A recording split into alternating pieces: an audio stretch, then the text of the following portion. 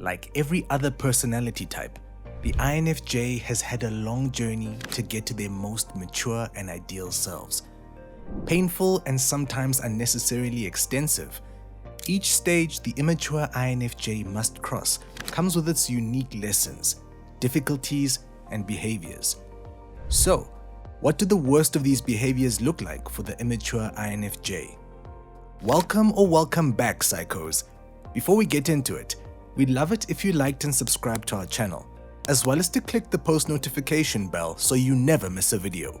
Alright, let's get right into it, starting with Number 1.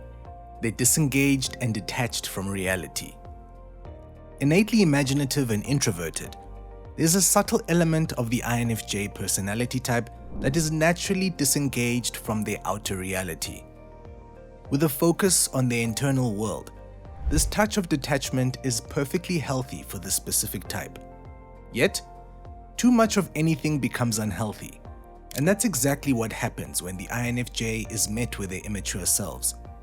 When INFJs learn to ignore their extroverted functions that require them to focus on the external world in small doses, this disengagement from reality can cause a whole host of issues. For one, when the healthy INFJ interacts with their outer world, they're actually grounding themselves from the expansive fantasy world that holds little substance.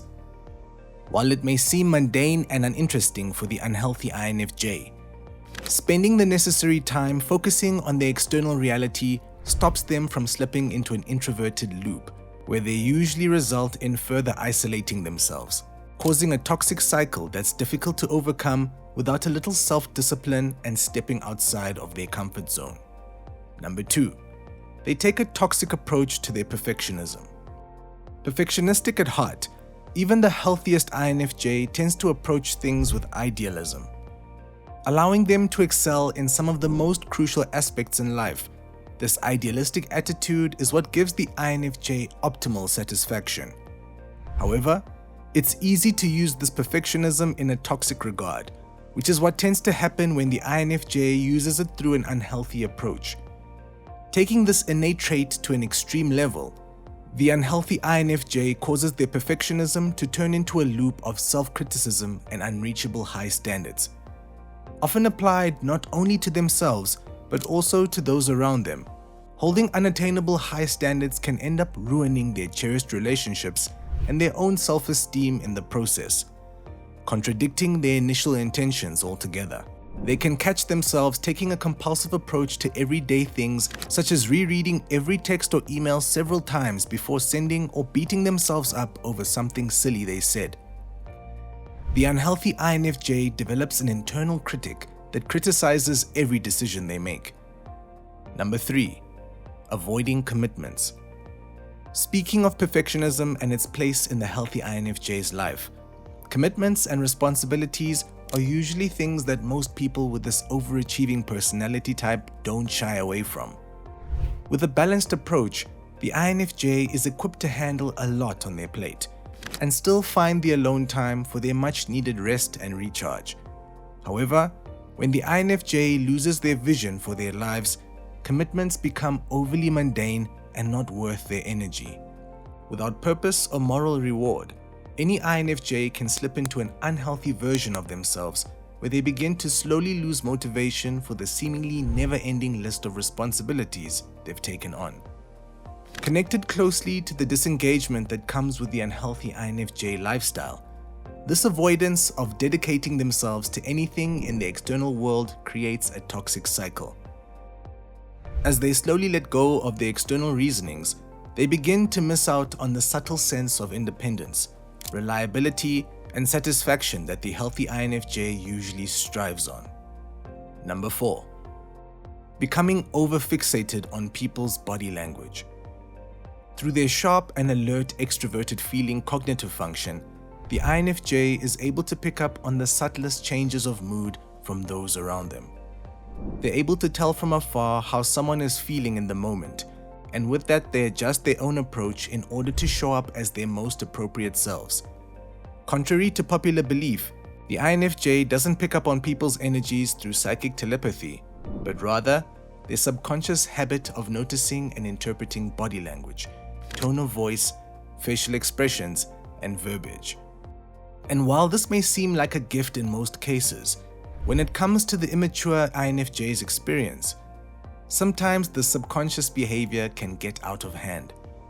When the INFJ is yet to realize the aptitude of this ability and the importance of allowing it to run behind the scenes rather than front and center, it can cause the INFJ to use it in an obsessive light. Is due to the anxiousness of constantly wondering what others think of them, causing them to misinterpret innocent gestures or body language as expressions of dislike. When the unhealthy INFJ slips down this rabbit hole thought process, it can be considerably difficult to climb out of. In fact, this anxiety can result in them withdrawing from the already trivial amount of social interactions they have. Number 5. Resenting those they try too hard to make happy. Speaking of their self-critical nature, the INFJ, mature and immature, holds an empathetic need to people-please. Whether it comes from a fearful place of seeming inadequate and incompetent, or out of genuine desire to help others to the best of their ability, INFJs have a hard time avoiding this innate tendency. For the mature INFJ, this people-pleasing nature is utilized in conjunction with proper boundary-setting skills, ensuring they help only those who deserve it. By taking this healthy approach to their need to help others, INFJs avoid getting caught up in mentally, emotionally, and spiritually draining, toxic situations. For the immature INFJ who lacks these boundary-setting skills, however, they can end up seriously resenting those they selflessly lend themselves to. By always being the yes man, the immature INFJ not only almost always takes on more than they can chew, but they usually end up in some dangerous and destructive one-sided connections. Unfortunately, it's not until they're being used as a human doormat that the INFJ stops making excuses for their need to be there for someone and begins resenting those they didn't have the courage to tell no. Number 6. Stubborn, closed-off approach to different points of view. Open-minded and philosophical, despite their stubborn reputation, it's quite uncommon for the mature INFJ to remain closed off to other people's opinions and beliefs. In fact, for the most part, INFJs feel intrigued with curiosity when it comes to alternative views and understandings that differ from their own. They love a good thought-provoking conversation that allows them to think in different ways, even if they end up discarding their newfound points of view in the end. However, when the INFJ is navigating through life on a less mature frequency, this unprejudiced approach is overruled with a closed mind and unwillingness to consider others' thoughts.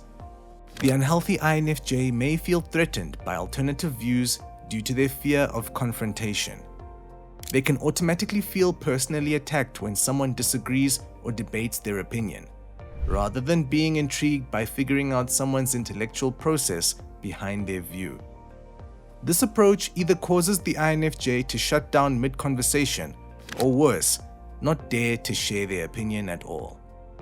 And lastly, number 7, they're always assuming their intelligence is greater than others.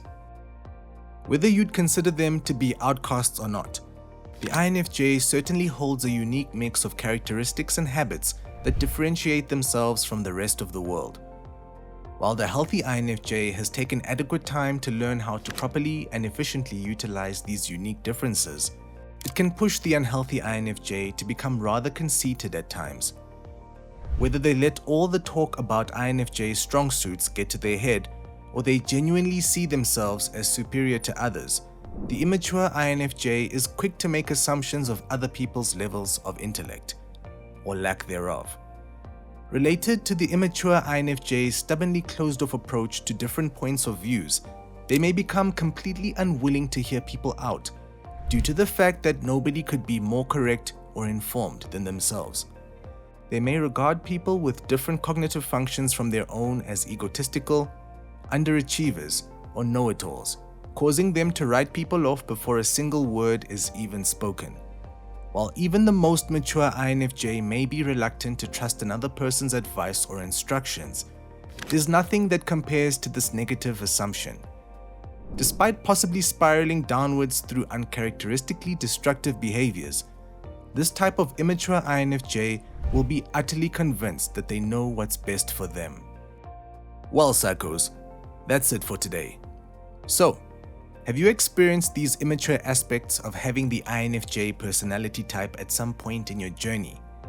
Let us know in the comments below. Also, make sure to leave us a like, share with your friends, and subscribe to our channel so that you never miss a video.